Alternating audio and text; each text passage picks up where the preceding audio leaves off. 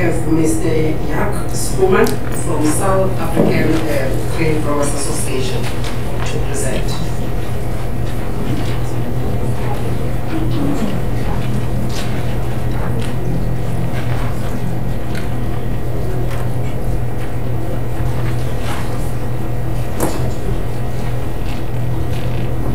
Mr. Skuman, may you please raise your right hand? May you solemnly declare that the facts that you're going to provide before this panel today is the truth and the whole truth? I do. Please state your name and the designation at the South African Grain Growers Association. My name is Jack Skuman. I'm the Senior Manager for the Irrigated North at SA Grain Growers Association. Please proceed with your presentation. Thank you very much, House Chair. We're still in the morning session. Good morning, ladies and gentlemen, to the panel as well. It feels to me like it was just yesterday we were standing here in front of one another talking about the tariff. Now I know it's a little bit different now this time, but I think the message is still much the same. So there's a couple of things I want to have a look at and so on. What has changed now since the 10th? Effectively, we want to really thank Nersa. Also, I think it gives us the opportunity from the industry side to thank Nersa, going through this prudent processes and so on. The 19.9% has been scrapped and the 5.23% has been implemented. Also from the sugar industry side, and some of the questions that was asked was on the legislative framework.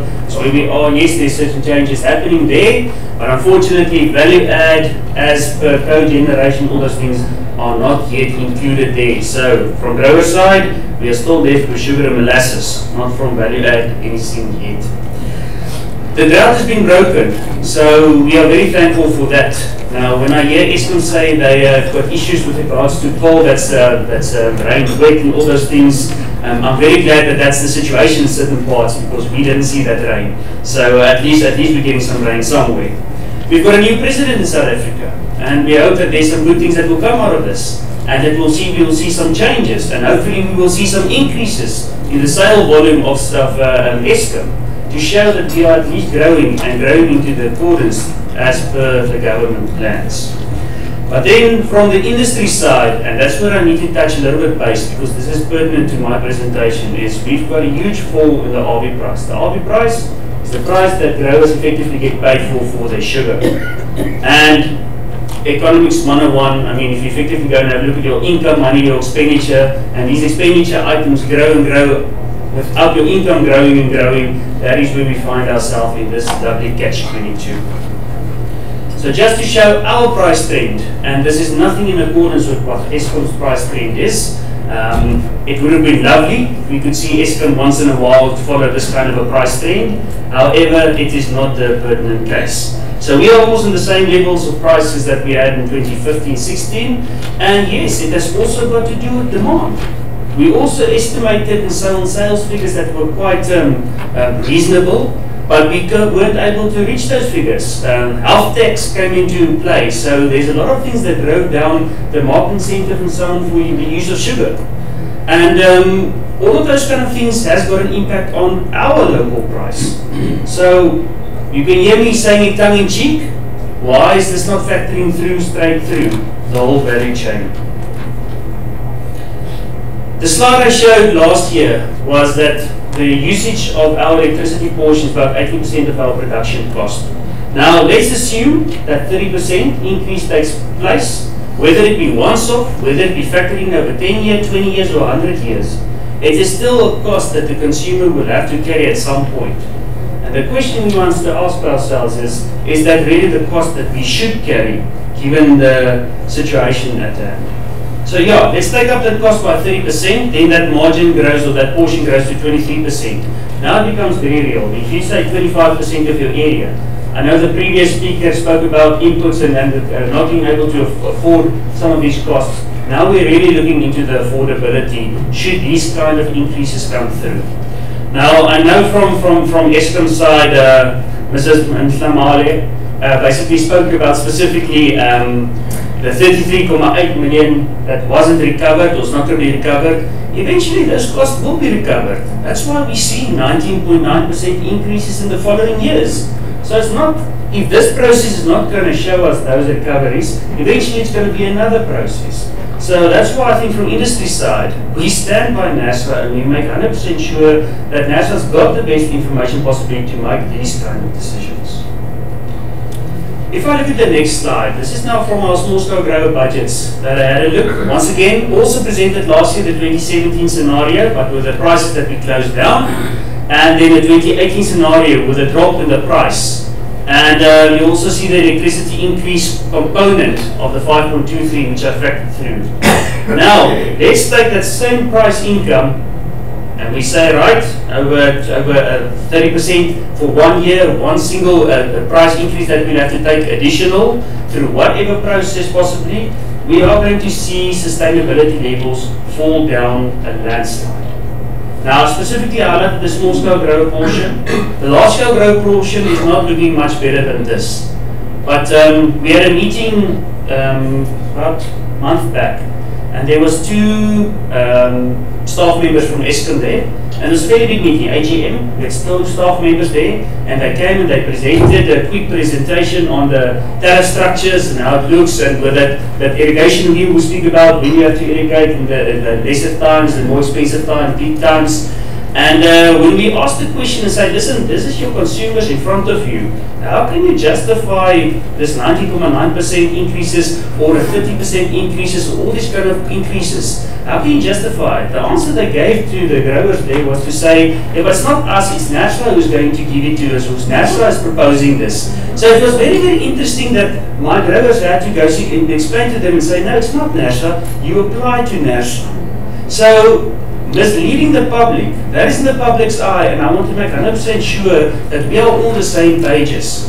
Don't mislead the public, please, that is a call from my side. So, what are we asking from Nersa? I said here to revise or scrap the methodology for Eskom to do any form of clawback through the RCA process when assumptions don't turn out as Eskom have planned. To scrap it, I'm assuming, is a little bit harsh maybe, because yes, there is positive and negatives. I'm assuming that at some point the consumer will be in a winning position to have money being paid back to them. I don't know how, I don't know why, and if that situation will ever be there. However, I think it is also very good for Nersa to have a look at the methodology and make sure within those criteria, are we still current? Is everything above board? Is it still what we need to see?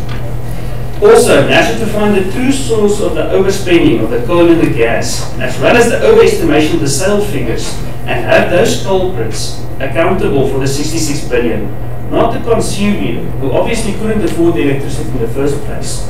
Those sales figures that went down, I don't think it was at all wrongfully calculated and so on. It was just completely unaffordable to go and start spending those numbers, have those investments. The speaker also that said, well, they're looking at a price plan. Now, I can't speak about a price plan or anything, but you want to have some sort of surety to say, well, what are your input costs going to do? And based on that, maybe we didn't see the growth as it was intended to be. And then also the RCA account, I said the audit, it's much better, the RCA account, we want to make 100% sure it's properly audited. It went through the whole processes. If it can't be KPMG, we'd be very glad for that. And then also, I think there was in the Eskom presentation a remark about benchmarking. I don't know if Nersa does benchmark exercise in international users. I know that the members delegation from Swaziland is here. I don't know if we benchmark these kind of costs. If we have a look at our international counterparts, are we in par with what is happening on an international level? I personally don't have the questions or the answers to that. I can only ask for Nersa to do those kind of investigations. And it was also good for me because I said there tongue-in-cheek, it almost seems that there is no corruption in Eskom as no one can find it. So we sit here amongst ourselves and we say, well, is there corruption? I know there's a whole new board, there's investigation into allegations and all those things. But however, we are still sitting here with price proposals or things that didn't pan out as they were supposed to pan out, and we are asking the question, who is really accountable, who is really at fault here, and why should another party be paying for the mistakes made by an individual? And yes, it is image parastatal, with a huge amount of resources, with all the best information to their ability. And I still will say the same as I said in the previous presentation that I did. We still need Eskom. We still need electricity and we still need to be able to grow. So we can't just throw that idea out completely.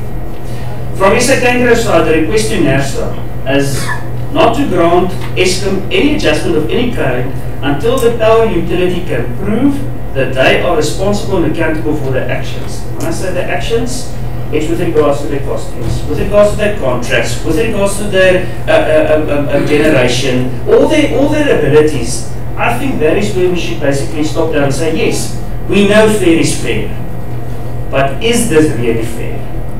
So Chair, with that being said, I know it's a very short presentation, to the point. If there's any questions, I would gladly take them and see if I can answer them. Thank you. Thank you very much for that short presentation indeed, Mr. Skuman. We thank you. If you have a piece of paper with you,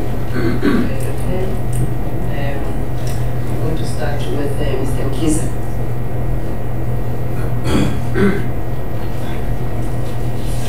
Thank you, Chairperson, and thank you, Sir, for your presentation. I would, again, Mr. Skuman, look at your last slide where you say that personnel should not grant Eskom. I know that, but because there's a framework in place, we'll then have to look at the prudency, the reasonableness and the efficiency based on the application that will come before us, and consider it in the context. If you appreciate that. And then, by the way, we are in the what we call the Energy Month, which also happens to be Africa Month. And last Friday in this very city, the minister held the launch of the Energy Month by delivering an energy efficiency lecture in the city. So from our side, I just want to know from us, what are the trends within the cane growers association with regard to efficiency? Because the figures that you present on your slide with the headline, the very real impact, I think the figures, did you put any adjustment there with regard to what I would say efficiencies in terms of utilization of electricity? Because one also factored that in terms of really looking at the impact that we want to have at the end of the day. And for those figures also, I think you appreciate that you've got a 30% that is brought in there at go, but when it is phased in, like as communicated, we'll have them to adjust it accordingly. This is just my point there. And then I also do not understand in your pie chart, you've got irrigation being water and electricity being separate. Just want to check from your side. The electricity is strictly standalone. It's not a situation where in the irrigation there is also a component of electricity, or that component has been taken out to stand on its own, so that it doesn't find itself expressed in any of the others here. Just wanted that confirmation from your side, if it is the case, or these other factors still have got a component of electricity within them that are put in there. When it comes to the price trend,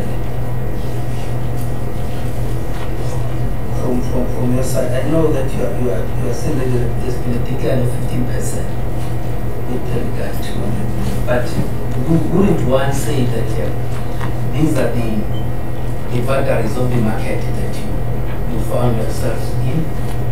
And what Eskom is asking for is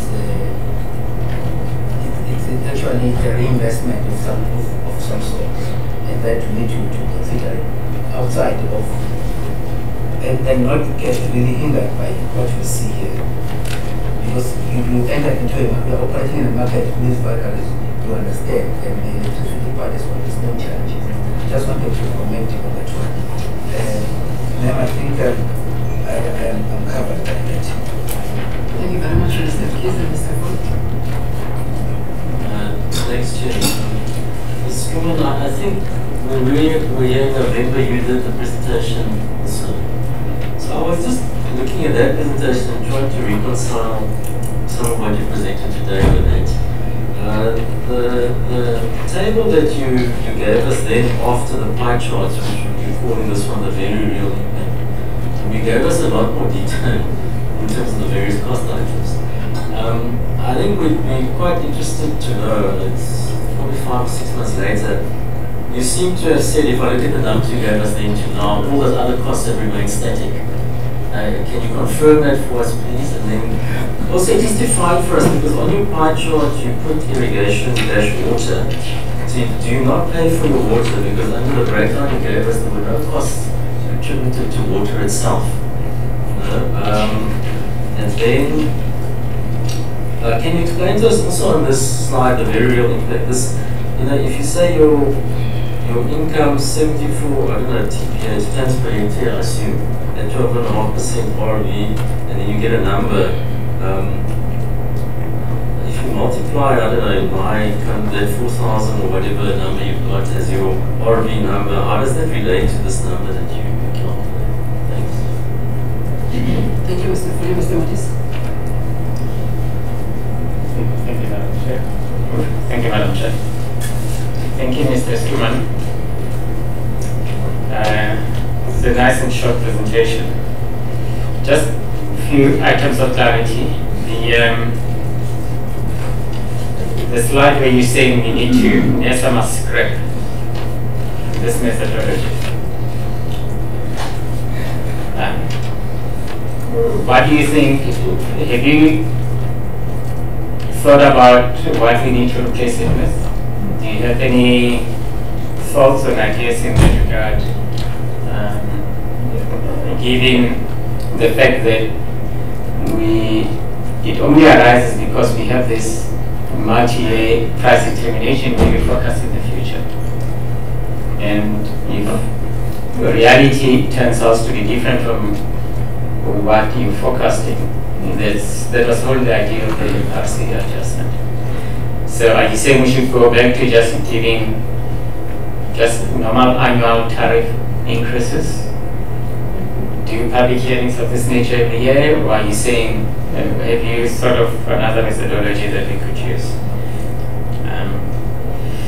But the second issue relates to the slide where you're talking about the audits.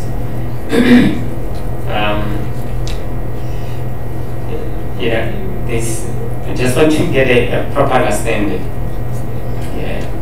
You see, if you look at the last bullet point, you're saying we should not grant any increase until the power utility can prove that it's responsible and accountable.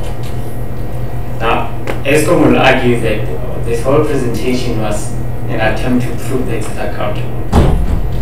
Do you think they have made a case, even in the presentation that they made this morning? And do you believe that an audit is actually going to be assisting in making the case? I mean, you know that the financial statements were qualified by the auditors at the end of the previous financial year. So if you can just clarify just that element for us. But if you go back to that slides where you're showing your calculations, do you accept that to the extent that some of your small growers go into the rate in the coming year, the bulk of the increase the bulk of the problem is actually market conditions, the price that you get for your sugar. If you look at the impact on that slide where you said the very real impact. So electricity does obviously a big contribution factor, but you're also suffering the vagaries of the market. Are there any mechanism that you as an industry use to protect yourself against all those vagaries of the market, to protect yourself, notwithstanding that you're still asking that the tariff not increase by 30%?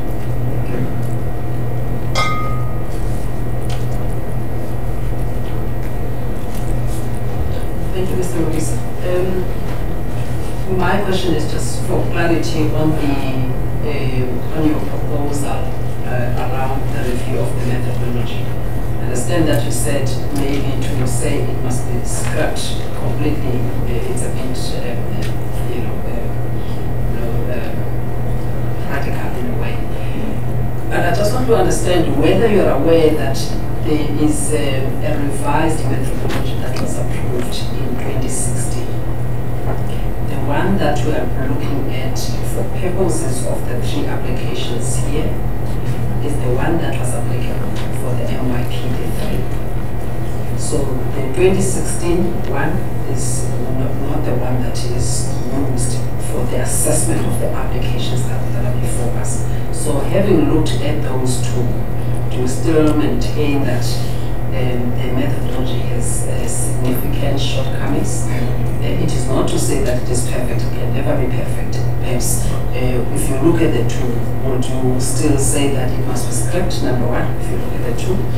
Or would you then say that there are certain areas that may still require some further fine-tuning in order to deal with whatever concerns you may have?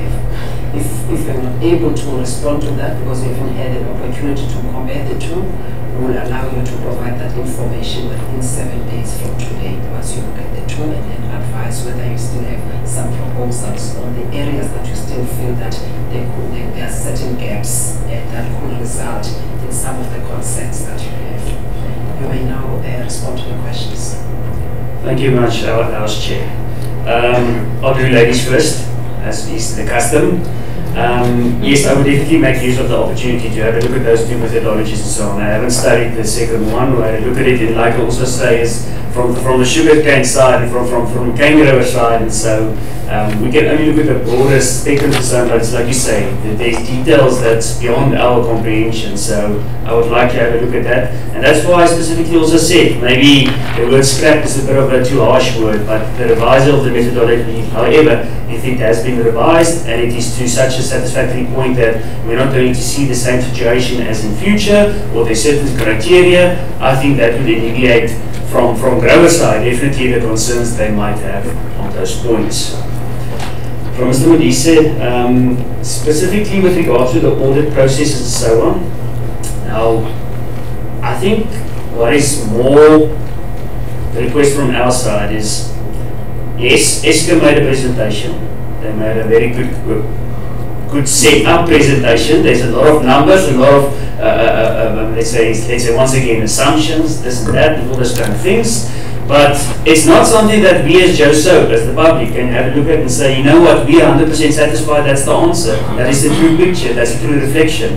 I know definitely in my capacity don't have it. In our organisation we don't have it. Like I said, I don't think the general public has it. So therefore the request is then for Nersa to please have a look at those information. If you satisfy yourself that the information on the audits is credible, usable, viable, and paints the true picture, then we have to go by that. So the only thing that we don't have any information, and I don't know that can be audited and so on, is when you look at these contracts, these coal contracts, or the costings, or the turbines, or the decision made to swap between different projects.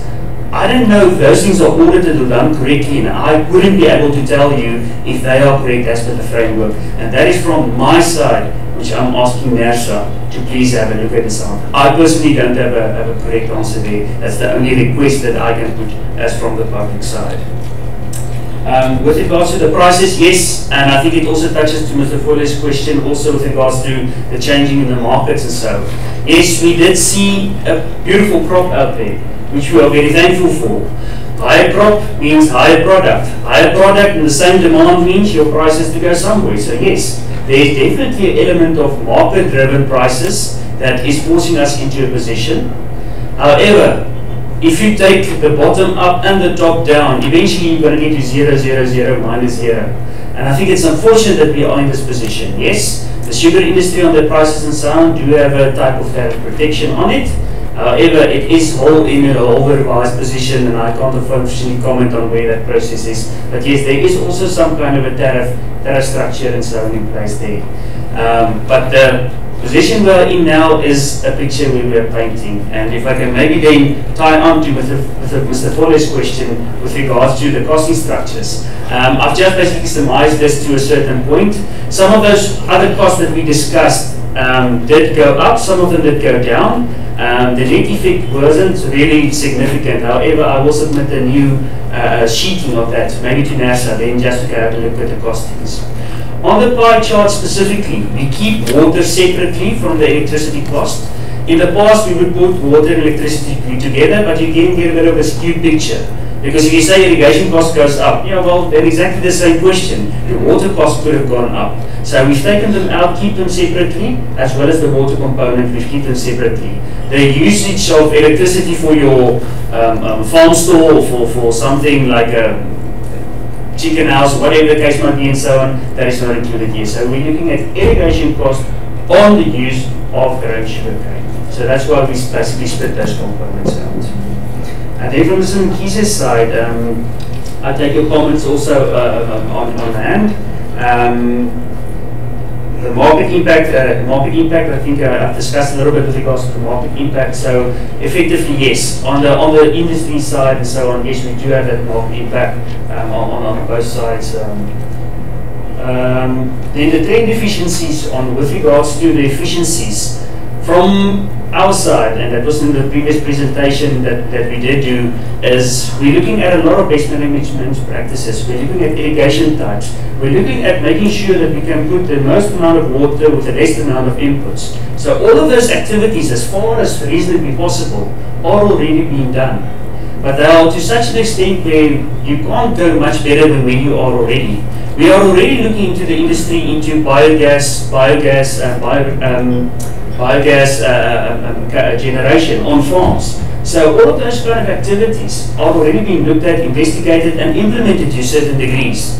But it's sad that we have to go through this extent, but then you sit with Eskom, who's already generating power, the cheapest power possibly from all the other sources, and we have to go to alternatives because we can't use this, because it's either not affordable as per se, or it is just not available. Luckily, the availability point has been addressed to some extent. But I do agree with one of the president, I think it was Mr. Mkize, who made the comment to say, well, if you had to basically supply all of these sales, would you have been able to? So yes.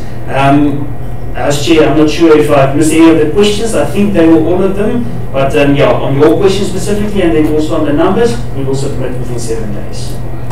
Thank you very much, Mr. Skuman. I think you've covered most of the questions. We're just looking for you submitting to regarding the methodological comparisons and any further input on the adjustments with regards to the methodology that is currently applicable, not this one that we're using here, as well as the costing structures.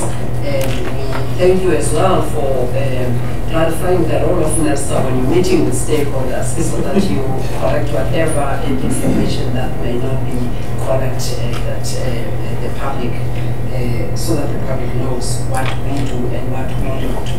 Thank you very much for your input and for availing yourself today. Thank you, Madam Chair, and thank you to the House and the panel. Thank you. All right, the next presenter is Mr. Albert Rahman from Manganese Metal Company.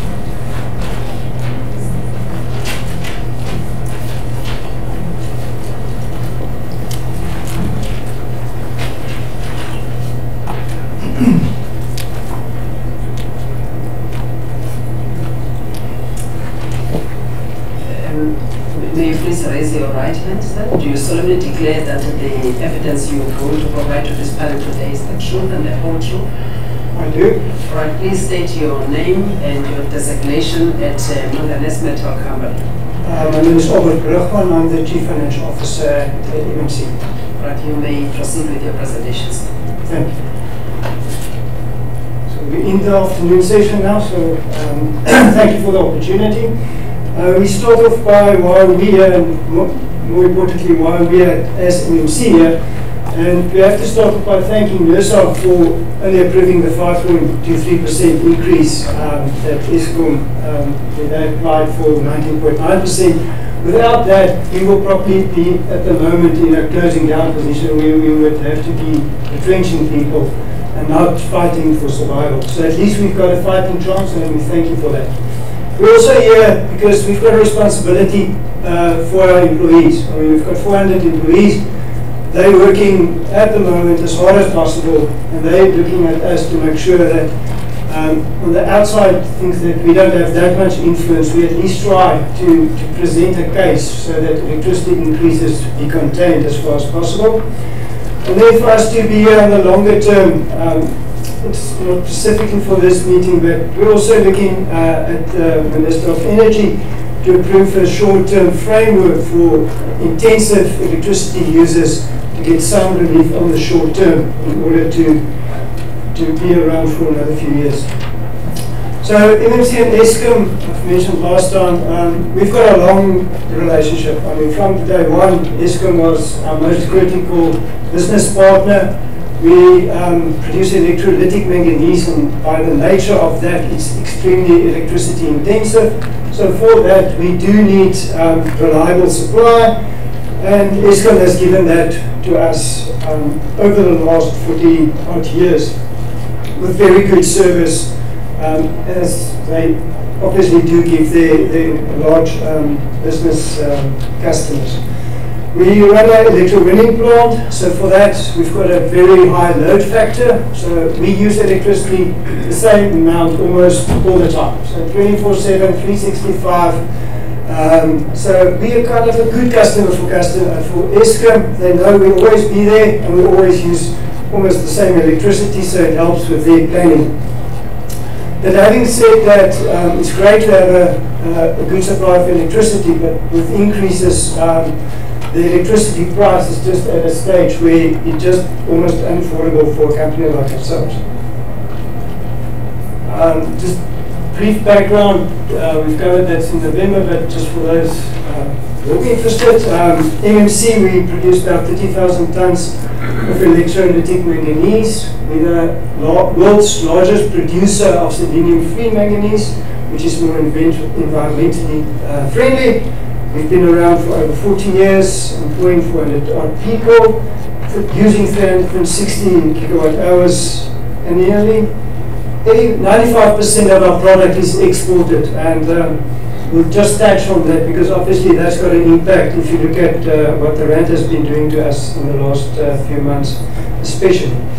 We've got ISO certification, we've got good safety standards, we've got long-term ore agreement with South 32 in Kalahari, and then obviously a firm supply agreement with ESCOM, making us one of the major customers.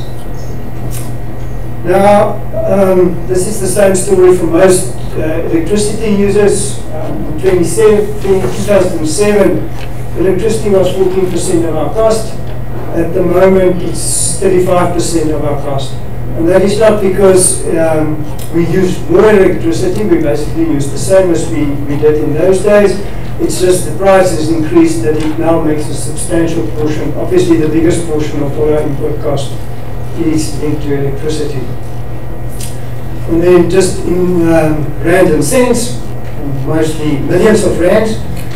2009, we paid 64 million rand a year in electricity.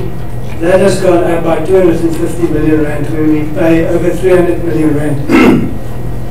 In this last financial year, over 300 million rand that we will be paying to ESCOM. And we do pay on time.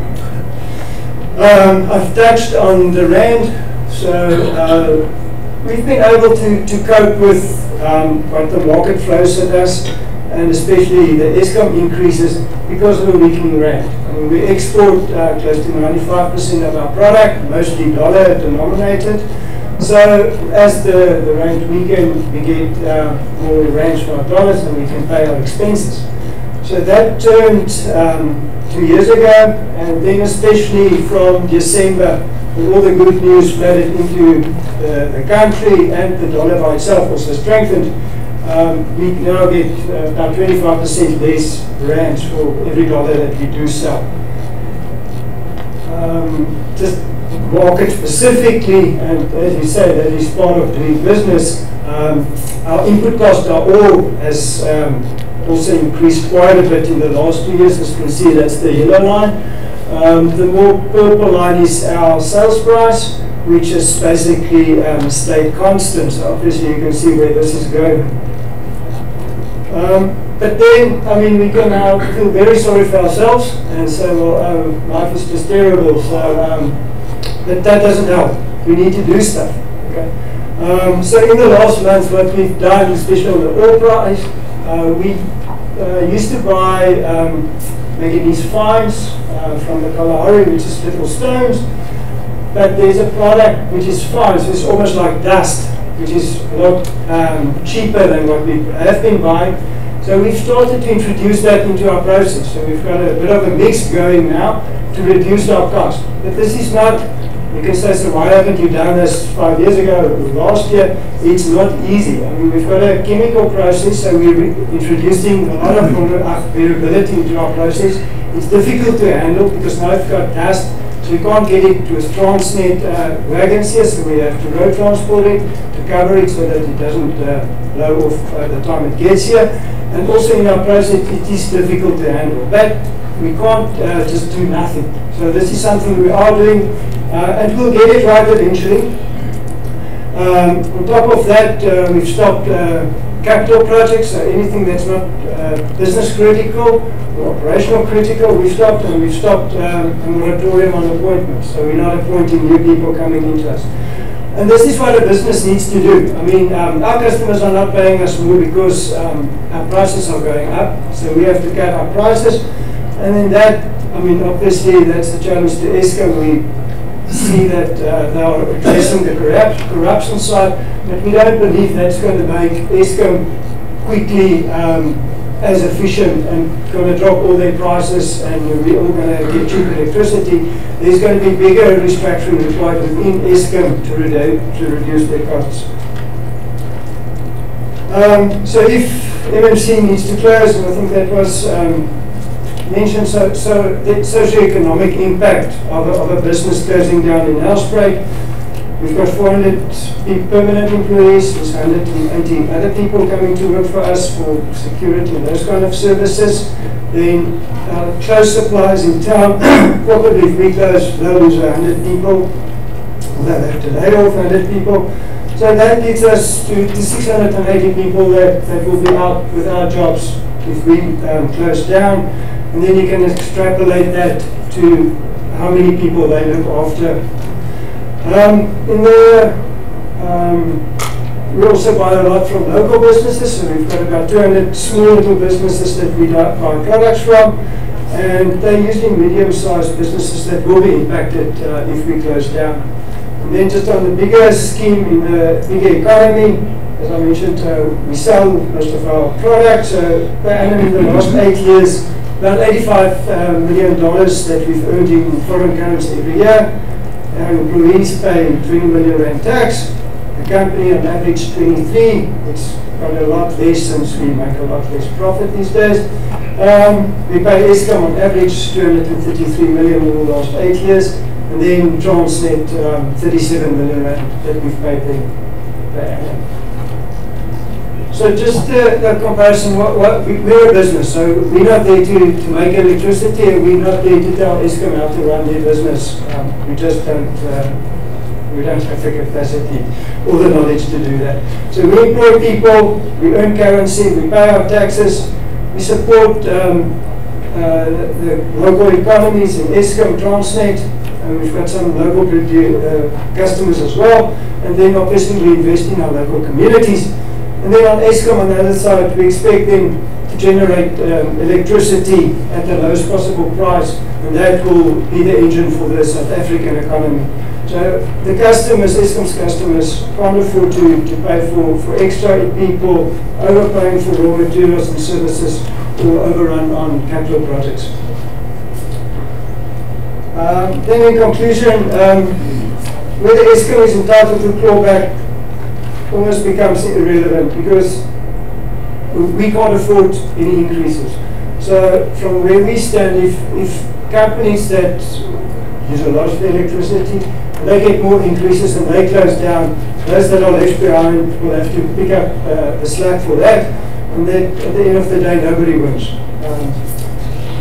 We basically use 35% electricity in our cost structure, so any increase is just too much. And then Eskom will be losing quite a big customer, and therefore, just last point, we also would urge the minister to approve the short-term framework for electricity-intensive users. Thank you. Thank you very much, Mr. Brachman, for the presentation. I'm going to ask the members if there are any questions of clarity, starting with Mr. Mugisa. Thank you, Madam Chair. Thank you, Mr. Brahman.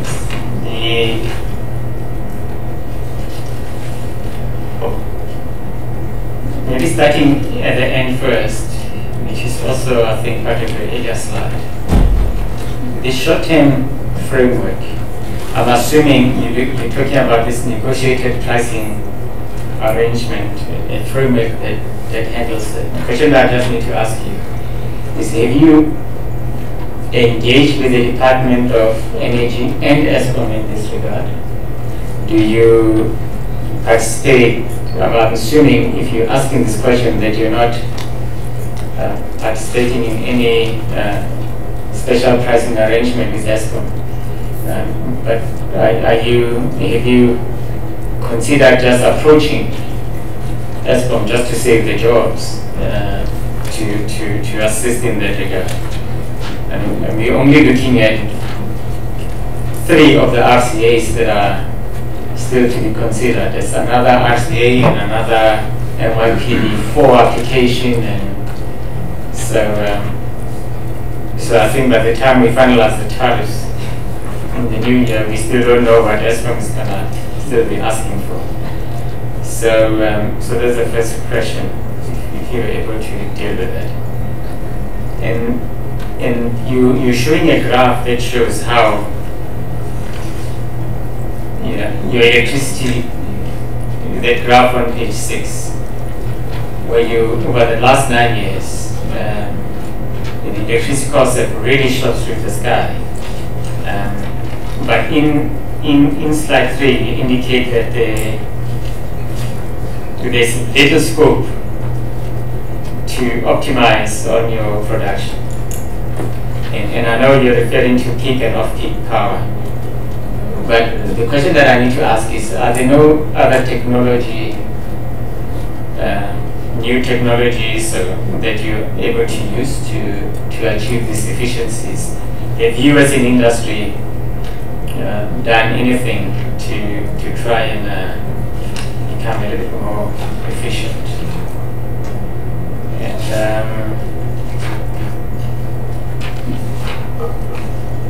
yeah, I think those are just the questions. In fact, just one last question, Madam Chair, through you. On your concluding slide, you're talking about switching to alternative energy. Is your industry able to do that? Are you able to switch to alternative energy sources, or are you referring to off-grid power, or are you talking about other energy sources such as gas or things of that nature? Thank you, Chair. And thank you very much for the presentation, sir. Just wanted to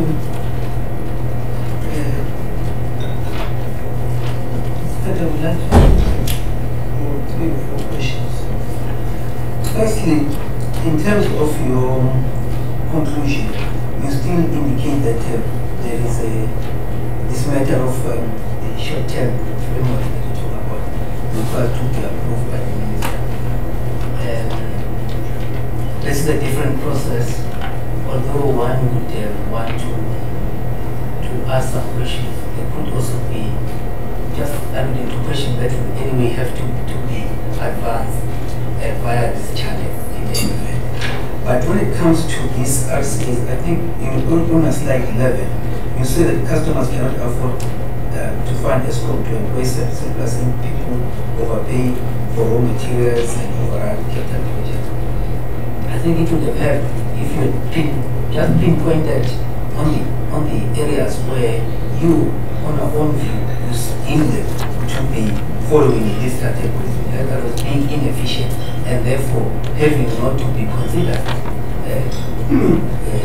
in terms of the framework that you are using.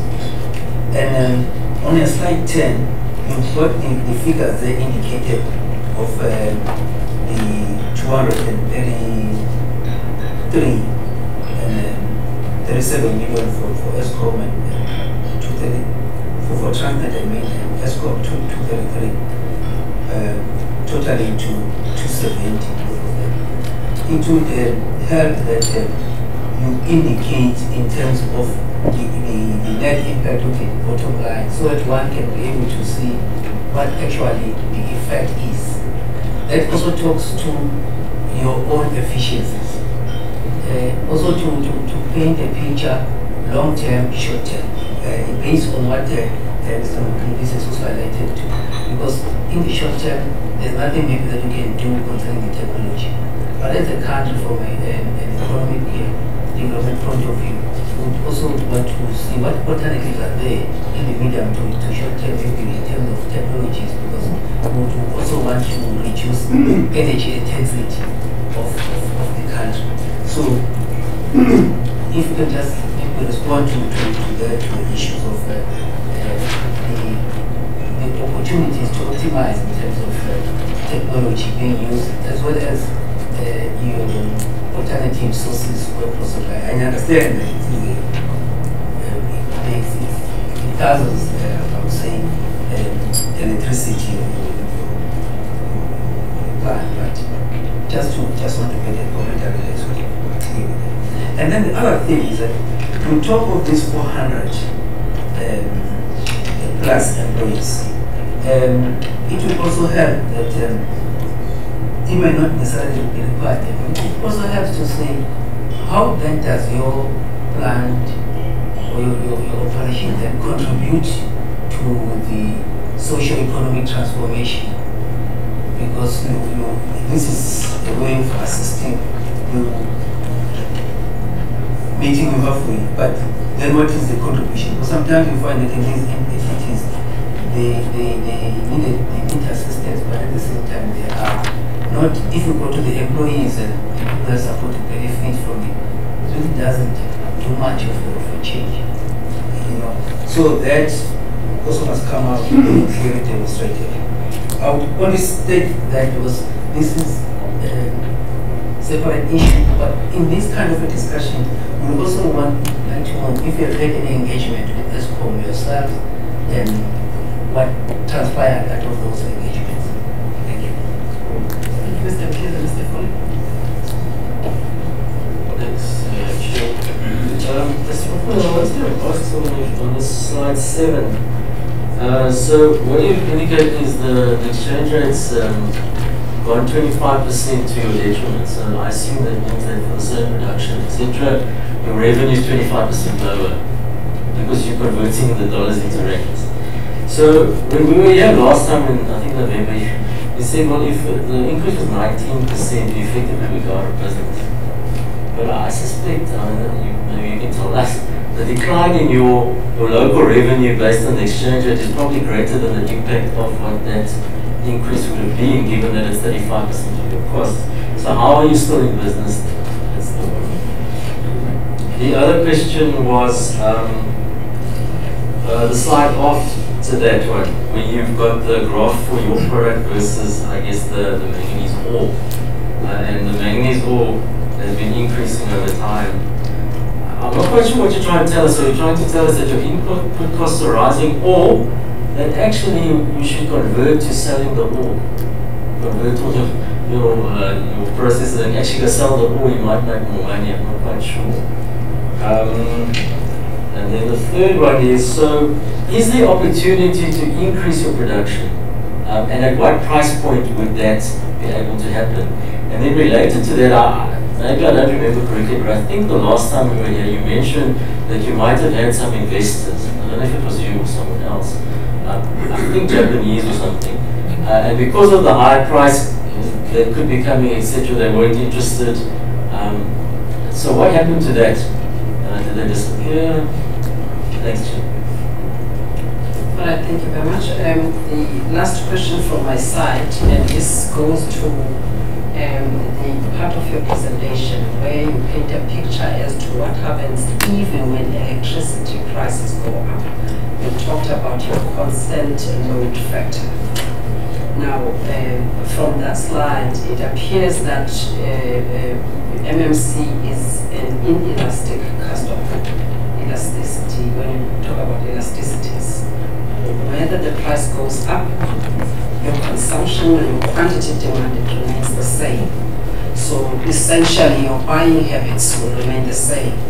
I would like to then understand whether that in fact it is the case, so that we can get a sense as Nersa as to when these prices, electricity prices go up, what happens even to your inelastic customer? What happens to the inelastic customer? Now, the question that also is related to that is to at least have an understanding when we do our economic analysis as to at what price levels or at what level of increase, not just the price, the extent of increase, would an inelastic customer react or even change its buying habits. I would like to understand that from the perspective of MMC. Thank you. Okay, let's start with short-term framework. We have engaged with Eskom. We had quite a good session with them. They do understand our position. They do support. They would like to retain us as a customer. The feedback was just then. There's obviously, let me rephrase, we've got no special pricing. Okay, so there's nothing like that, and that is why the framework was put in place, so that there's no special deals between Eskom and businesses that will compromise any other businesses. It must be the same playing field for everybody. So, and that was the feedback from Eskom as well. Although they would support our application, there's a legal process that needs to be followed, and as soon as the approval is made by the minister, in what form it may be, then we'll do again a formal application as per the framework, and Eskom should then give us their support, and then that will go to Nersa themselves for consideration going forward. On the technology side and the efficiency side, there's an option to change to save 33% on electricity efficiency. Okay. That's what the Chinese do at the moment. They put selenium into the solution, and they make the same product, almost the same product, 33% cheaper, using 33% less electricity. Firstly, what they do is selenium. Selenium is a toxic material, so that goes against anything that we want to do. It creates environmental problems down the line into waysides and also for some of our customers. And also what it does, the purity of the product is impacted. So we produce 99.9% pure manganese, they do 99.7%. So it is minute, but it gives us the competitive advantage. So it's something we can get sold to our customers. There's probably 2/3 of our customers do need this pure product in their processes. So if we go use that as an easy option, I mean, our business case just dies because the Chinese, obviously, they do produce cheaper than us. On normal efficiencies, it is things into our sellers that we are consistently looking at. So it's a proven process, but we continue to look at materials that we use in the process, so the copper content, the anodes and the cathodes that we use to make sure that it is as pure as possible and electricity has least resistance as possible in the process. If we go to Stokwizi, it was on Eskom. I think a study has been done on just the amount of people that Eskom is employing and has employed. 10 years ago it was something like 28,000, don't quote me, but that's the number I've got. And it's now closer to 40,000 people that's working for Eskom. And that's why, say, electricity production or generation has actually come down over this period and the people employment has moved up. On the bottom line, I'll have to give you something exactly to show the impact on the bottom line. So the increase and how that impacts on our bottom line. And then also the impact on our employees, the socio-economic. We'll give you feedback on how we invest in our employees, giving them training, external, internal training, and how we better their lives and that of their families. Mr. Foley, on the exchange rate, how are we still in business? I can tell you we're burning cash. So from December onwards, our bank balance is reducing every month.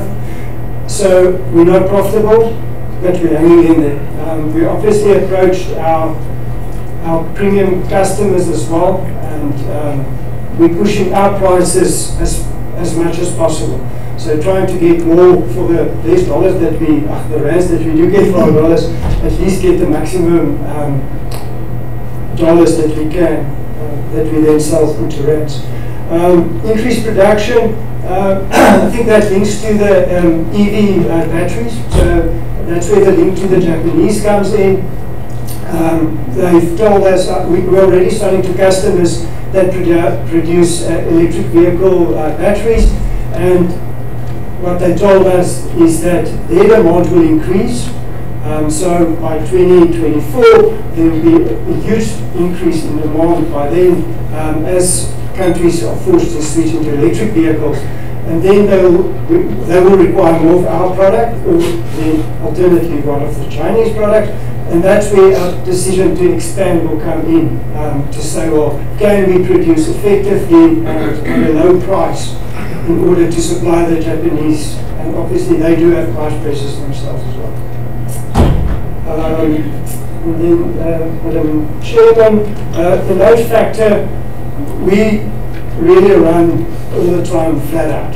Okay. So the price, we do run the calculations, especially over winter time, so June, July, August, to see does it make sense to cut down on electricity. At the moment, it still doesn't. Okay, so if we make maximum tons, our fixed cost is of such a quantity that it still makes sense to produce as much as possible. It will get to a time where it doesn't make sense anymore, especially over winter. Or if the price goes to a point that we shouldn't, we say, well, this doesn't make sense, then our alternatives are basically, there are no alternatives, right?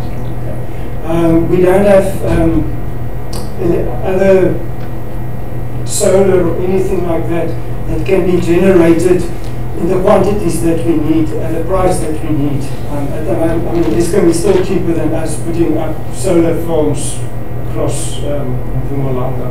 So we are very unrealistic yes, in that sense. So at the moment we are in intensive use of electricity. We use it consistently, and we've got very limited scope to change that. Right. I think there are some questions that you did not answer. One is from Mr. Modise. I think you touched on the alternative, the source of energy, that you may view as an alternative or maybe as an efficient alternative, and how long would it take if one were to consider the period of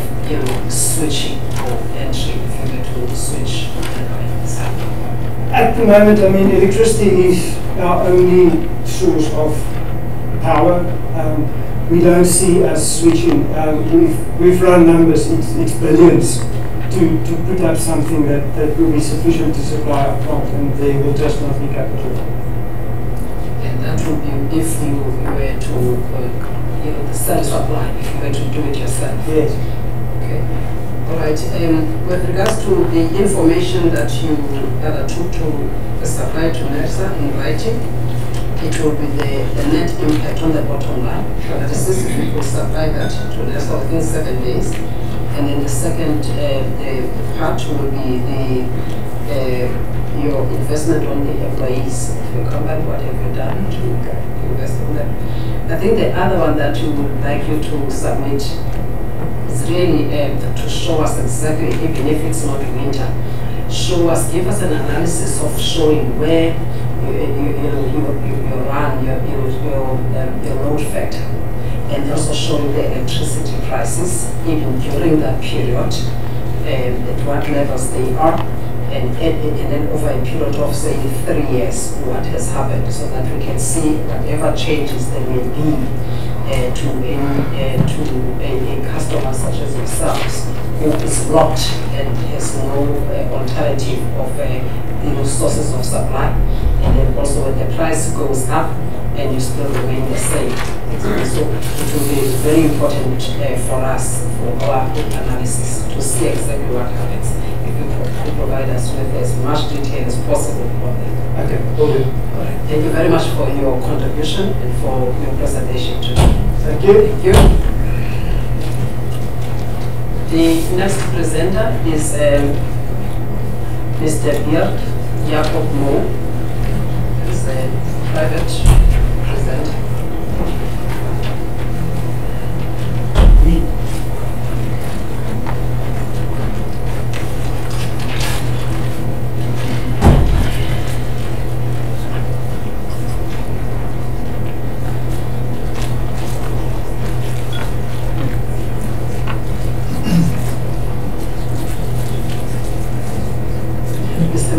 Please raise your right hand.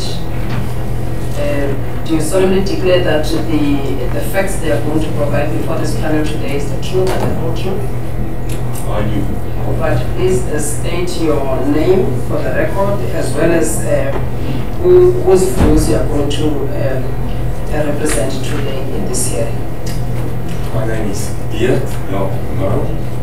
I am here in private capacity as a salesman from Middelburg. And I'd like to present and focus today's presentation on solutions, not just problems. Mrs. Chair, the first point. Mr. Mo, if you could, I don't know if we can adjust the mic so that whatever you say, because it's important for us, we're going to get the transcript of what you're saying. This is part of the record. Thank you. Thank you, Mrs. Chair. I'll focus on the microphone. The first point I'd like to raise, and this is quite an issue, is during this morning's presentation by ESCOM, they had a slide on the screen that showed that they have absorbed 11 billion rands of the RCA themselves that were cost that had to be assigned to OCGT, the open cycle gas turbines, which are mainly used for peaking power. Now, if we look at the principle of cost effectivity and the principle of transparency of these RCA applications, then I must raise this point and state that the total RCA application amount should not be 67 billion, but it should be 78 billion. Because for ESCOM to say they've absorbed the cost makes the whole RCA process not transparent, because then you can start questioning everything. So I would recommend to Nersa to adjust this RCA application on their own principle of cost reflectivity, so that we can analyze properly the situation and provide solutions. For example, currently if you use the 67 billion rand, then about 67% of that is due to no baseload surplus sales. But if you were to add another 11 billion that was absorbed by Eskom, then the total amount goes to 78 billion, and then the percentage of the no sales goes down from 67 to 55, and the losses due to the OCGTs go up from 2% to 15%, and then 55% plus 15 gives 70%. So the two main issues here today are Eskom does not sell its baseload surplus. That's the one issue. That's 55%. The other 15% is Eskom has a shortage of peak load capacity, and that is another 15%.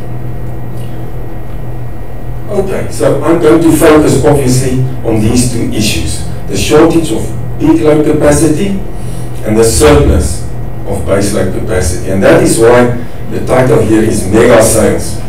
And it's not just about selling thousands of megawatts, but also making Eskom great again. The picture in front of you is a normal conventional cash flow graph.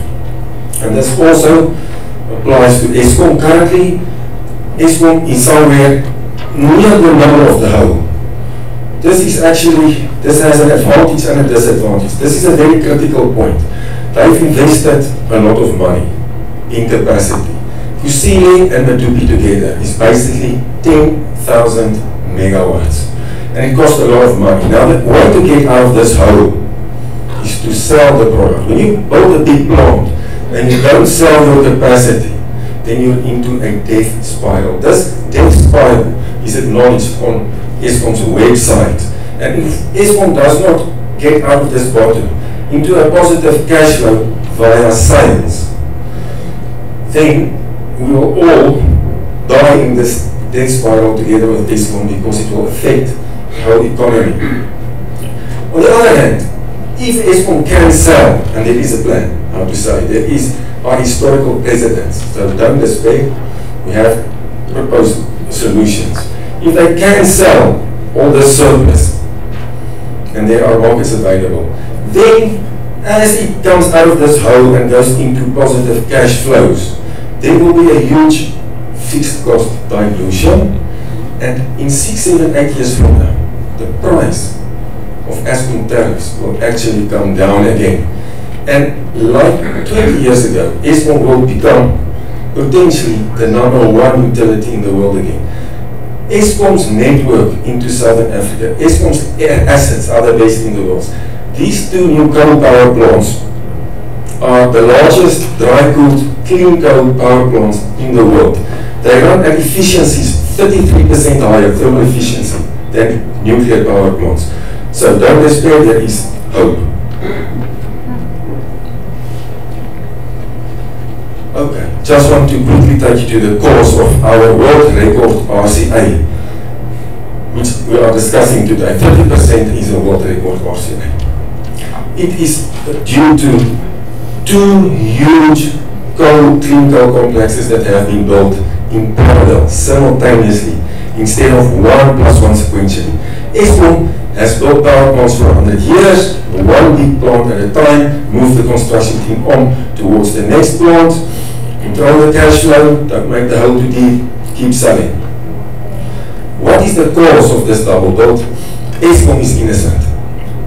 President Mbeki has, in Parliament, publicly made an apology that he will take responsibility for ordering Eskom not to build any new power plants.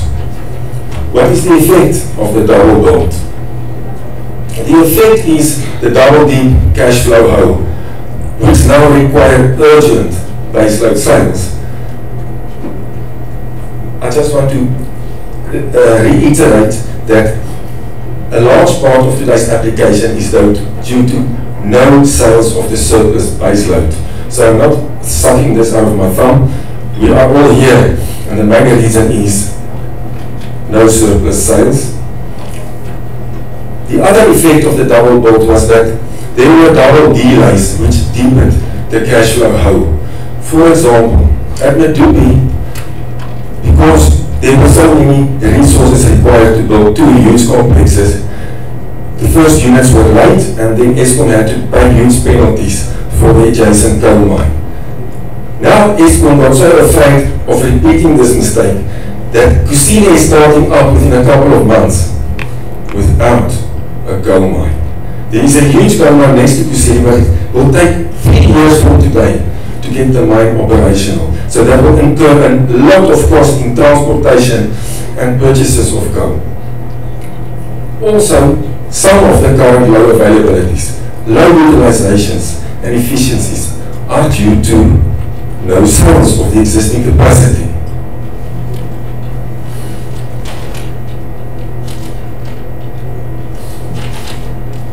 I have mentioned before that we are in a current death spiral, and Eskom acknowledges such on their website. How to get out of it is to start selling. There's 2 types of Eskom sales: non-profitable and profitable, loss-making and money-making. Both have to be sold, but the main sales of the new baseload power stations must go to money-making sales. That is typically baseload consumers like MMC. MMC consumes about 40 megawatt at any given moment, and they do that 95% of the year. They pay. They don't delay payments. They generate a subsidy to the loss-making side. They buy in bulk. It's very cost-effective sales. They decrease the prices for all. That is typically industrial baseload. And currently, or let me put it this way, by the end of 2019, there will be at least 3,000 megawatts of surplus baseload that need to be sold.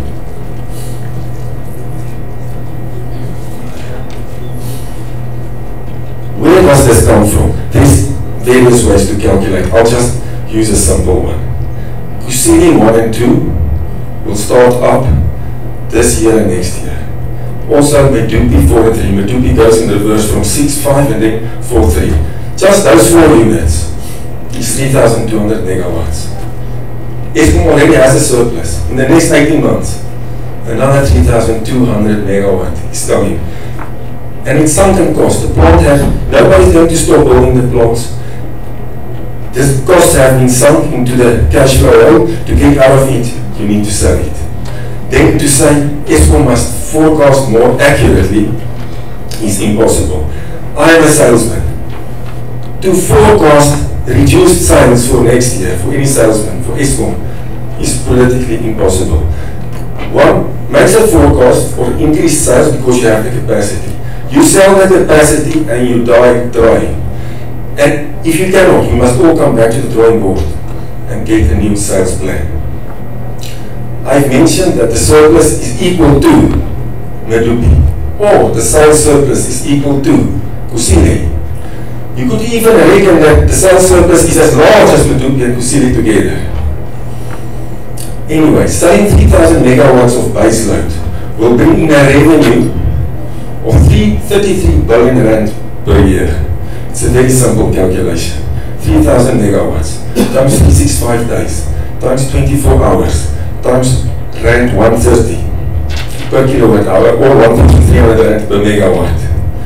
At a baseload of 95% will give you this type of revenue, which will dilute fixed cost. It is the marginal cost of Eskom of producing this. Well, they're actually producing it. It's very small because this fixed cost is sunken. But there is a surplus sales log. Why?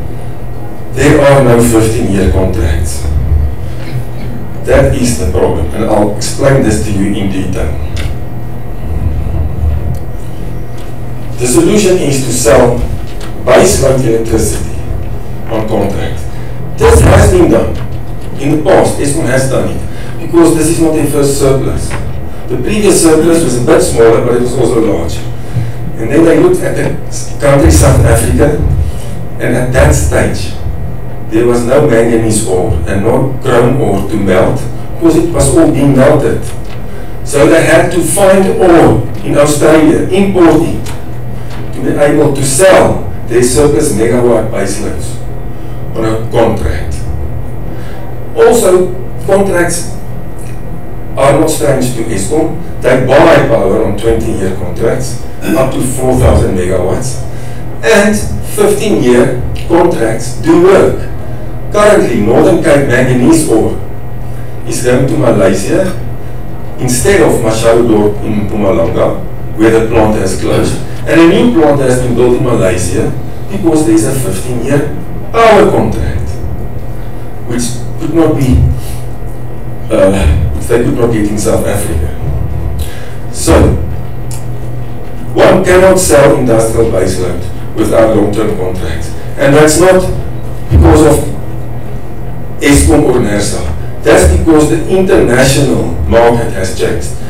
No investor is going to invest a big plant like MMC or a chrome smelter or a manganese smelter without price certainty for the next at least 15 years before he sinks all the capital. So 15-year contracts work at this stage against South Africa, but they could work for South Africa.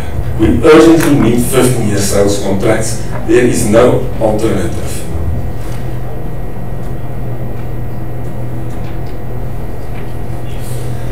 Here is a picture on the left of the Mashadodorp smelter, about 80 megawatts, that has closed down about 3 years ago. And on the right-hand side is the new manganese smelter in Malaysia that now has a 15-year contract. The price of electricity there is not so cheap, but just that price certainty of a 15-year contract allows you to make a capital investment. You can go to the banks and get loans to build the plant. By the way, this specific plant, major shareholder is Patrice Motsepe. It's well known, it's public knowledge, and his brother-in-law is the Minister of Energy. So there is hope. We have businessmen in South Africa that understand long-term contracts and that can help with consulting. And it shows that this is a proof that it's absolutely necessary to put 15-year power contracts for selling in place. We have 20-year contracts for buying. The same principles can be used for selling. Okay, so we have 20-year power purchase contracts. Why do we not have this obvious solution? The reason is, in my opinion, and this is very important, in 2001, the long-term contract for selling electricity that was in place were extended as approved by the Nersa board and signed by the Nersa CEO. These were secret extensions, secret 8 years extensions on top of a 25-year contract. And even the extensions, unfortunately, were based on below capital cost price of Eskom power. Another thing which we need to solve before we can put in the market 15-year contracts. In 2003, the Nersa CEO that signed these extended secret contracts, which are very unprofitable, became the Australian company's South African aluminium chairman. This should not be possible today. It doesn't happen today. We must just put in legislation so that it can never happen again. Otherwise, we get into this sales lot that we currently have due to these long-term contracts that have gone sour. Then in 2013, these secret contract extensions were unveiled in court by Media 24 despite many appeals. And then there should have been a Nersa hearing on this issue, which was cancelled. Then in 2015, Eskom disputed these secret contract extensions. But in 2017, Nersa decided not to pursue legal termination for the renegotiations of these difficult contracts. Thus, we have the situation that everyone is talking about the need for price certainty, the need for a price path, long-term, for industrial baseload.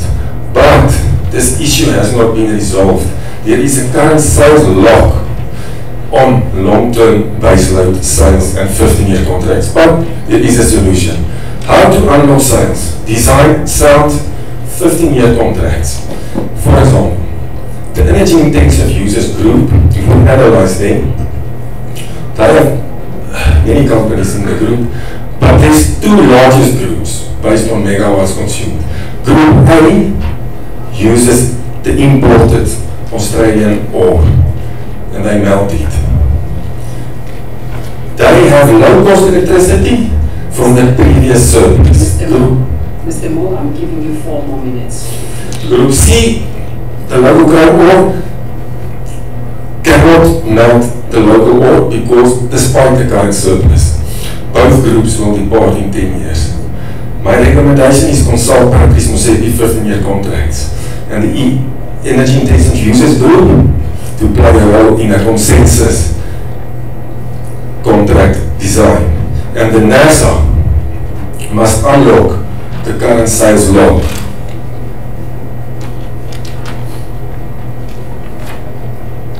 Via bid windows, selling 1,000 megawatts to local chrome and UG2 ore, which are currently being exported. It's a huge growing market. 500 megawatts for local manganese ore being exported. And there you can see the rest. Then, regarding the peak load tariff, or the peak load shortage, which cost Eskom 12 billion rand in this application, but which they did not show to, they said they absorbed it. 2014, this dam was completed for the specific purpose of adding 1,500 megawatts of peak load power at a third of the price of the OCGTs. But the plant hasn't been built. But the dam has been completed in 2014. Where is the capex for this? Then, some people will argue that we shouldn't sell more electricity because you generate more CO2, but currently Eskom is peaking prematurely on CO2 that have declining sales. Currently, South African megawatt hour consumption per capita is very high for Africa, but it's 10 times too low as what it should be. So the industrial revolution in South Africa is not complete yet. We are still a developing country, and Eskom has the capacity to grow this, given 15 years sound sale contracts. Conclusions. Cheap baseload power must be the prime national economic imperative of the ruling party, and Nersa can support this imperative by granting the RCA at least over 6 years or more, not less. This will stabilize the RCA process, because we won't come here again in 3 years' time for an RCA application if the current RCA application is being paid off over 6 years. So this will effectively stabilize the price. Then we must declare sort of national emergency to get out of this debt spiral, design 15-year baseload surplus contracts to be sold, and this will boost South African economy GDP by 1% per annum and nearly double economic growth. We should fast track to the whole dam peak power. And then lastly, so it is my conclusion, logical conclusion, to approve the RCA, but over 6 years or more, otherwise we'll just worsen the price instability. And then get 15-year baseload contracts approved for minimum 3,000 megawatts or more, settle the current long-term contract dispute, and reduce the Megaflex daily peak tariff via the ODAM, which is available. Amanda Awetu means the power is all ours. We can make Eskom great again, but then there must be transparency. We must learn from past history mistakes and look the facts in the eye, and then come up with the solutions which are available. Just 1 minute more. South African power picture here on the screen. Eskom delivers power with a fantastic network to the DRC, Zambia, Zimbabwe, Mozambique. If Eskom fails, not South Africa alone fails, the whole Southern African region will fail. Eskom can be what it was, the world's greatest utility.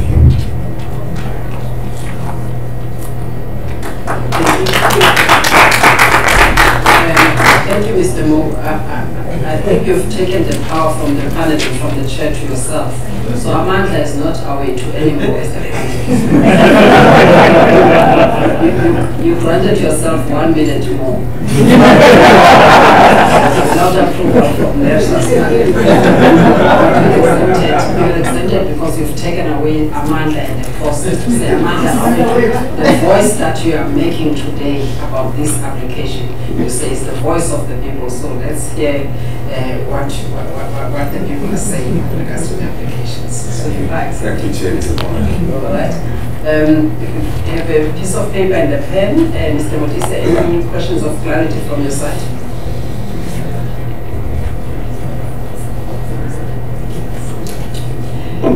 Thank you, Mr. Mo. I think you touched on a few issues, and you're coming up with solutions, potential solutions for the future. But let me just get a proper understanding here. That when we deal with the RC, we're dealing with, at the moment, we're looking backwards. We are looking backwards, meaning we are now sitting in 2018. We are considering a period, for now, a period from 2015 to 2017. So 2013 to 2017. So it's a backward-looking mechanism. Which means that to the extent that ESCOM missed the sales targets, that's the past. And to the extent that customers are paying for those missed sales targets, again, that's the past. To the extent that that has happened, is the past. So your solutions in terms of selling the excess capacity and this sort of thing are fantastic for the future, but I'm not sure how it deals with how we deal with the current dilemma. And and I just want to just make sure that we understand one another, because you do make certain statements relating to to the past and how ESCOM should operate. For instance, you said, as a salesman, you must forecast as high sales as possible and die trying to achieve them. But does this not have consequences? In the sense that this is what we've experienced with ESCOM over the NYPD period. And to the extent that you go and focus huge sales that you're not able to achieve, you then have to justify, huge infrastructure to maintain those sales. You need to go and justify either huge power plant, huge capacity, all those other elements, which are not necessary if you focus the correct sales. Are you then not encouraging the wrong sort of decisions to be made by the approach that you have made?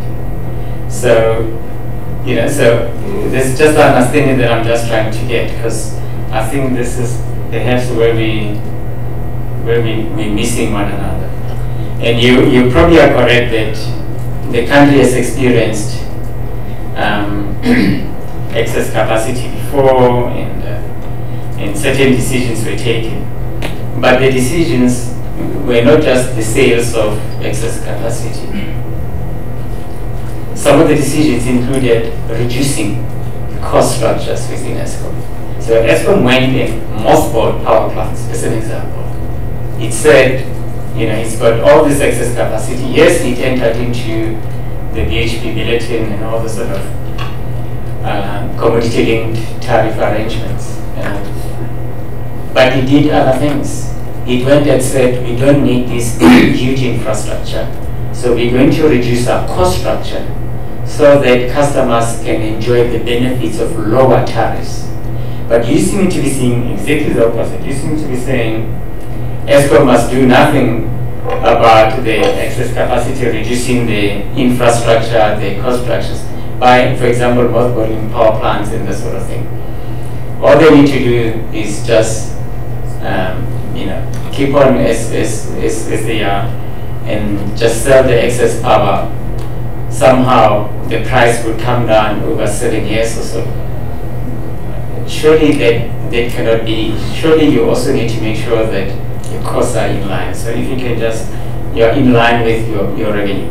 There is no business that including manganese businesses that you refer to, if the market dries out, you reach a point where you either reduce your capacity or you shut some shafts if you're a mining company and all this sort of stuff.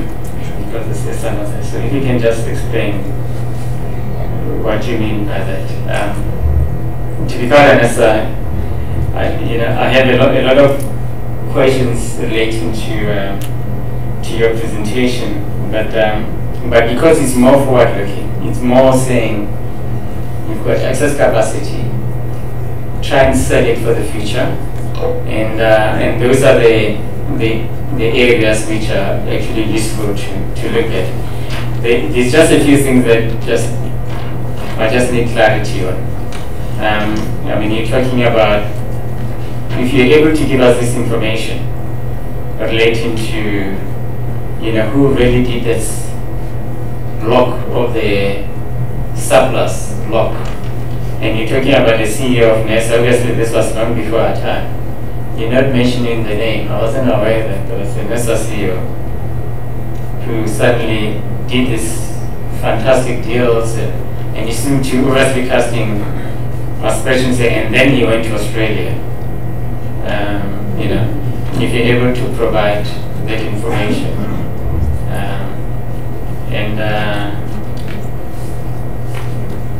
I think those are just the general questions. Thank you, Mr. Mkisa. Mr. Mkisa. Thank you, Chairperson. Thank you, Mr. Lu. Mr. Mo, yeah, I think there's still some issue of clarification that I request from your side. You do, anyway, provide optimism, which is a good thing, and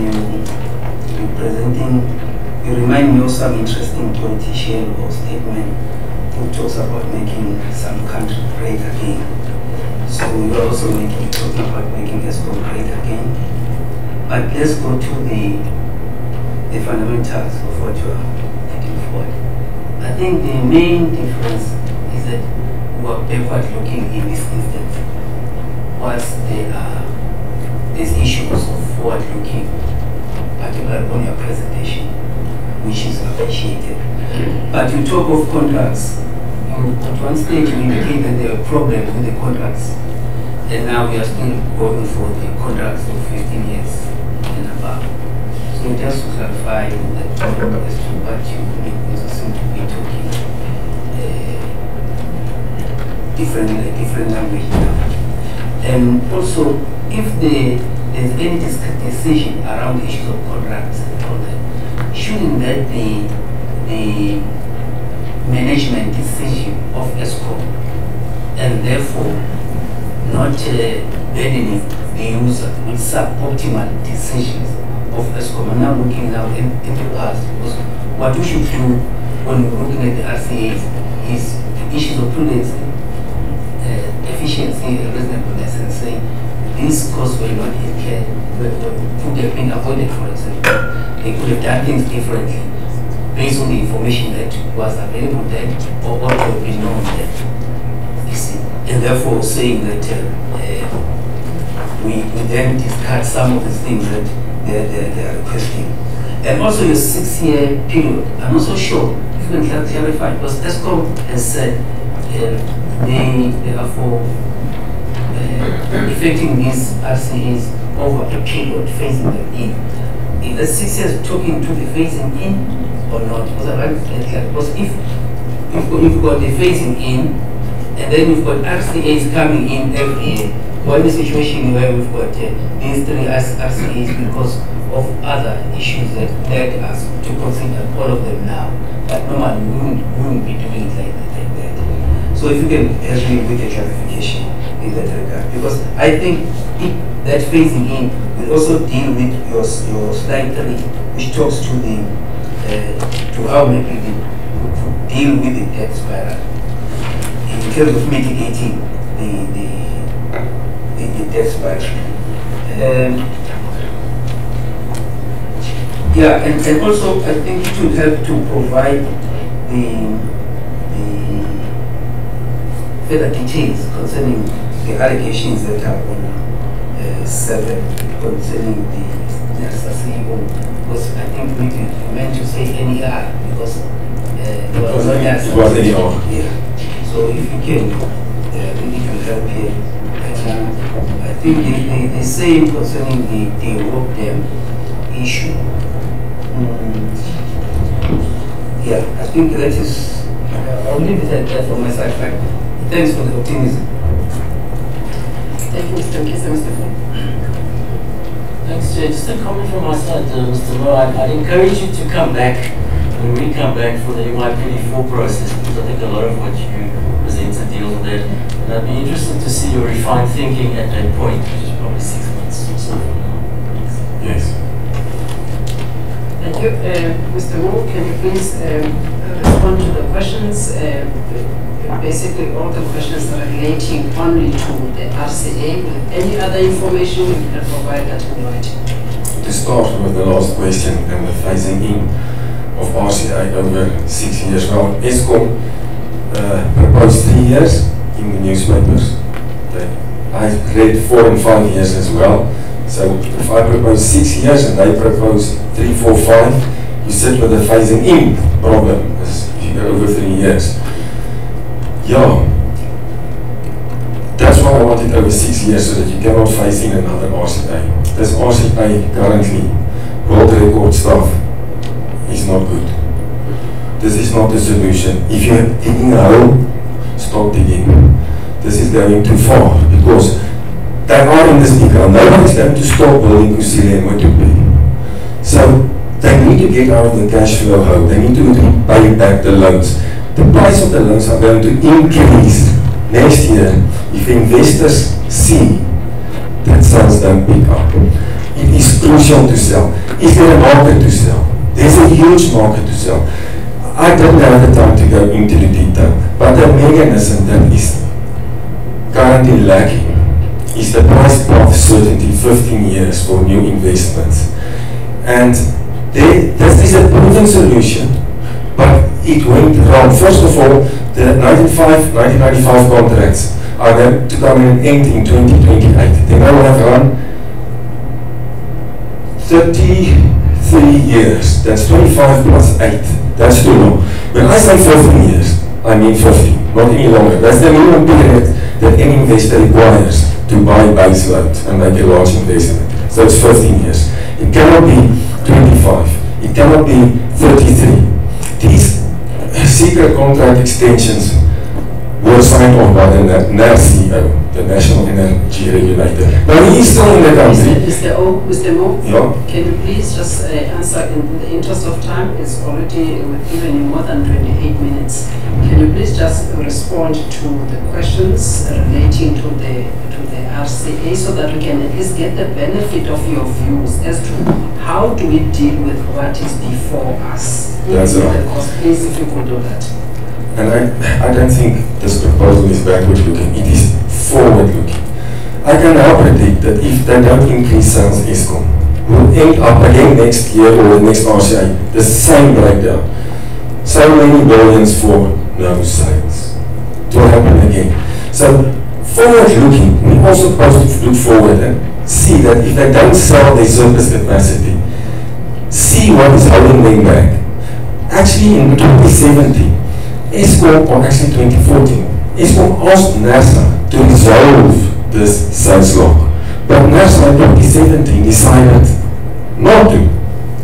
2017 Nersa, that's public knowledge in the newspaper. All I'm asking is, resolve the sales lock on 15-year contracts. The market is here. They will pay new costs, they will sell their service capacity. If not, then the situation will get worse because the fixed costs that have been sunk and won't go away, and they need to be recovered to pay back the loans. Plus, it's vital for the South African economy. There was in my slide a World Bank graph which showed over the past 3-4 years South African economic growth per GDP has departed from the world trend. Okay, who is this NER regulator? I don't have to name his name. He is a South African citizen, he did nothing illegal. We have to challenge him in court to resolve this issue. If we don't want to do that, just put in place new 15-year contracts. That's all I'm asking. He didn't go to Australia, he became the Australian company's chairman 2 years after he signed off those contracts. And all I'm asking now is, if we go into new 15-year contracts, the Nersa has to sign them off. But then there must be legislation in place that the companies that benefit from this, that they cannot employ Nersa members because then there's a conflict of interest. So I just want to resolve these issues, get them out of the way, and then you can move forward in a way that has been proven to work. Currently with South African businessmen like Patrice Motsepe, with world standard 15-year contracts are in place for baseload capacity. It's nothing new, it's just lacking in South Africa, and that's why sales are not increasing. Then closing down old plants, just want to remind Nersa that the three plants that say they're going to be closed down or put into cold storage, as Eskom mentioned it, were recently refurbished and upgraded for 60 billion rands. Now you want to close them prematurely, but you want to cover the cost if they don't keep buying and selling. So the principle is, the only way to get out of this predicament is to sell into a market that exists, but with the right contract mechanisms. The renewable energy program would have been impossible without 20-year contracts. All renewable energy power is powered by Eskom on contracts, 20 years. Without it, you will have nothing. So this is the trend today, international trend. Capital-intensive industry that utilizes baseload power. They want a 15-year price point. They don't care, you can make the price now 140 kilowatt hour. If that is going to be like that, plus inflation for 15 years, they don't want it to be a little bit expensive. But currently, with 30% world record Australian applications, companies are closing down. NMC hasn't closed down. But Mr. Patrice Motsepe's plant here in Mpumalanga has closed down after it was upgraded. Haifa still has closed down because they were also energy intensive user. There will be more plants. This is forward-looking. Backward-looking, it has already happened. It is a national crisis, but it can be turned into our advantage. The surplus power can find applications. It will grow the economy 1%. I will supply the details. Thank you very much, Mr. Mo. We really appreciate your input insofar as how can some of these problems be fixed. That is appreciated. And we also have your slide here. Also the impact that you've touched on as to what happened with the things that happened even after others have taken certain initiatives to improve their own efficiencies, but still encountering certain problems. We recognize that input coming from your side. We also look forward now to receiving some of the details as requested by the members. With that, we thank you very much for your input and for your contributions, and look forward for any additional information you may provide to Nersa within 7 days. Thank you, Mr. Thank you, Chair. Ladies and gentlemen, we now give Eskom an opportunity as an applicant to respond to some of the issues raised by the presenters today, as well as the information regarding specifics that were requested by the members of the panel. Thank you very much, Madam Chair. First of all, I would like to apologize. I did not mean to talk to Mr. Modise the way that I did, and I do humbly apologize for that. It was not the correct thing to do. And I just need to now, as was clarified at the Durban public hearing, it was confirmed, confirmation was provided by one of the stakeholders in response to a regulator member's clarification that the MYPD methodology does not allow for offsetting of the RCA balances with variances in capital expenditure. That issue was clarified by one of the members, and the stakeholder had responded, but we seem to be not, we're going back to the original thoughts that was shared. The other point that I would like to raise as well, we must keep in mind that the nature of our fleet of power stations are mainly coal-fired power stations at the moment, and that is an important contributor to the final cost of electricity. So it is encouraging to hear that the coal mining representatives of the coal mining industry would like to have a closer understanding of how it is that they can contribute to dealing with the price of electricity. There was a major concern raised as far as the provincial issue is concerned, and there was points made there is a good relationship with ESCOM in dealing with this, and I think a special attempt will be made by the provincial part of ESCOM in this province to address the quality issues that were raised, and that is very important for us, and I think there is some kind of a gap and it will be addressed. As far as the high fixed costs are concerned, ESCOM is aware of the high fixed costs for low usage customers, but it is something that ESCOM has implemented that has been approved by Nersa. It's a tariff that has been approved by Nersa, and our understanding is that that Nersa has considered the long lines that are required for these rural customers, and in conjunction with the low load factor. And it also needs to be clarified, and this was confirmed by several of the stakeholders in the other public hearings. There is an inherent cross-subsidy already for rural customers, so it is not just as one-sided as it might be interpreted. As far as the sales forecasting is concerned, ESCOM is dependent on the information that it gets from its various customer groupings, including the large customers, the municipal customers, and that proposal was made in the MYPD3 decision, and Nersa undertook its own analysis and accepted that was a true reflection of what the sales would go to at that particular time, and we do understand that was probably 6 years in advance, and so that is what we are left with and that we are dealing with, and we do appreciate that Nersa has now changed the methodology forward-looking, where there will be an opportunity, and we have already undertaken that opportunity to basically revise the sales forecasting. And at least two of the stakeholders have said that they appreciate that ESCOM is needed in this country, and we appreciate that. And but the concern is that ESCOM needs to be able to become sustainable, both from a financial and an operational point of view, and when we consider this, we're only considering the efficient and prudent and reasonableness of whatever costs are associated with becoming sustainable.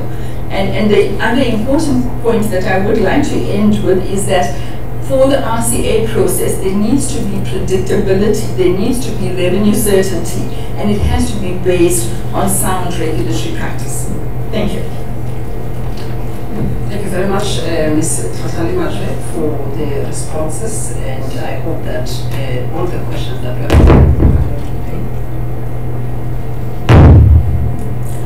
all the questions that were asked by the panel today will be provided, and we hope that we'll see an improved presentation on Friday. No, on Wednesday first, and then Friday. Yes. And then Friday. Yes. That's good if you commit earlier, and therefore you deliver earlier, so that there's some consensus, so that you don't get later the program comes on Friday, it comes on Wednesday. All right, thank you very much for that commitment. Ladies and gentlemen, we have come to the end of today's hearing.